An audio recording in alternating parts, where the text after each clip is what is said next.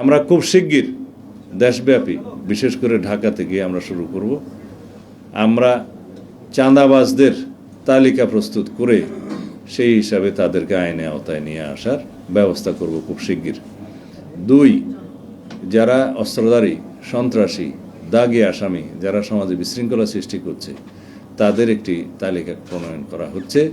সেটা নির্মোহভাবে তালিকা প্রণয়ন করা হচ্ছে এবং আনবায়াস তালিকা প্রণয়ন করা হচ্ছে। সেটা আমরা স্ক্রুটিনি করে তাদেরকে আইনের আওতায় নিয়ে আসার ব্যবস্থা করব খুব শিগগির। বর্তমানে সরকারের প্রধানতম অগ্রাধিকার হচ্ছে আইন শৃঙ্খলা পরিস্থিতি উন্নত করা এবং জনমনে স্বস্তি প্রদান করা এবং দেশে আইনের শাসন প্রতিষ্ঠা করা। সেই জন্য পুলিশের ভূমিকা অগ্রগণ্য, আমরা সবাই জানি। যেহেতু বাংলাদেশে বিগত সময়ে একটা ফ্যাসিবাদী সরকার ব্যবস্থার মধ্যে ছিল, সেই সময় অন্যান্য সকল প্রতিষ্ঠানের মতো পুলিশের এই প্রতিষ্ঠানটি, পুলিশ বিভাগও ক্ষতিগ্রস্ত হয়েছে।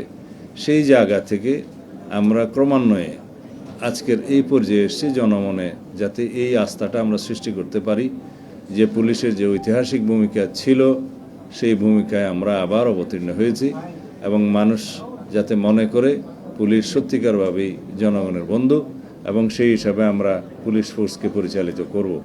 আমি সবার মধ্যে তাদের বডি ল্যাঙ্গুয়েজ দেখতে পেয়েছি, তারা সবাই সংকল্পবদ্ধ।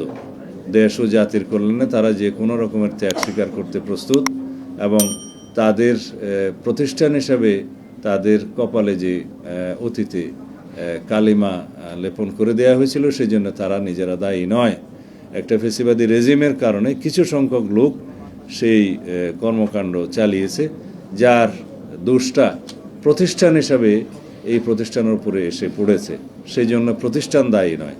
প্রতিষ্ঠান এমনভাবে আমাদেরকে দাঁড় করাতে হবে যাতে প্রাতিষ্ঠানিক সিস্টেমে সবাই কাজ করে, এখানে যেন কোনো ব্যক্তিতান্ত্রিক সিস্টেম গড়ে না ওঠে।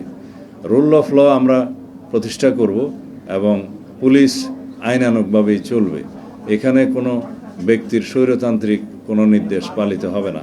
আইন যেভাবে বলে সেভাবেই যাবে এবং ঊর্ধ্বতন কর্মকর্তাগণ সেভাবে রেসপন্সিবিলিটির সাথে, অ্যাকাউন্টেবিলিটির সাথে সেই ডিপার্টমেন্ট পরিচালিত করবে। তারা সেই সংকল্প আজকে প্রকাশ করেছে।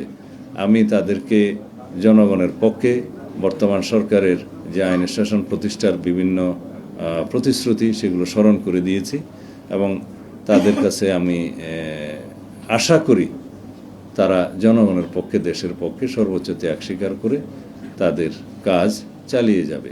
তো এইটা আজকের প্রধানতম আমাদের বক্তব্য ছিল। আমি তাদের বিভিন্ন সমস্যা, ডিপার্টমেন্টাল সমস্যা কী আছে, আমরা কি করতে পারি, কোথায় জনবলের সমস্যা আছে, ইকুইপমেন্টসের সমস্যা আছে ইত্যাদি জানতে চেয়েছি। তবে 2টা বিষয়ে আমি অনুশাসন দিয়েছি যে আমরা খুব শিগগির দেশব্যাপী বিশেষ করে ঢাকা থেকে আমরা শুরু করব।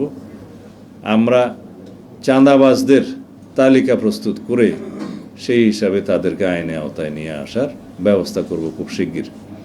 2, যারা অস্ত্রধারী, সন্ত্রাসী, দাগী আসামি, যারা সমাজে বিশৃঙ্খলা সৃষ্টি করছে তাদের একটি তালিকা প্রণয়ন করা হচ্ছে। সেটা নির্মোহভাবে তালিকা প্রণয়ন করা হচ্ছে এবং আনবায়াস তালিকা প্রণয়ন করা হচ্ছে। সেটা আমরা স্ক্রুটিনি করে তাদেরকে আইনের আওতায় নিয়ে আসার ব্যবস্থা করব খুব শিগগির। এই 2টা বিষয় আমরা অগ্রাধিকার ভিত্তিতে নিয়েছি। আশা করি এদেশের সকল জনগণ, আপনারা সবাই সেটাতে আমরা সহযোগিতা দেবেন এবং সহযোগিতা পাব। আমরা সেই দিকেই যাচ্ছি। আমরা জনগণকে এইভাবে আশ্বস্ত করতে চাই যে আমাদের সর্বোচ্চ প্রচেষ্টা থাকবে যাতে দেশে শান্তি শৃঙ্খলা বজায় থাকে, আইনের শাসন প্রতিষ্ঠা হয় এবং জনমনের স্বস্তি থাকে। এইভাবেই আমরা এগোতে চাই। আশা করি আপনারা এই মেসেজটি সারা জাতিকে দেবেন এবং আপনাদের মাধ্যমে সারা জাতি অবগত হবে। আশা করি আমরা যাতে খুব শিগগিরই আমাদের কর্মকাণ্ড পরিচালনা করতে পারি যেভাবে আমরা পরিকল্পনা করছি এবং আমরা যাতে সফল হতে পারি সেই জন্য সবাই সহযোগিতা করবেন। ধন্যবাদ।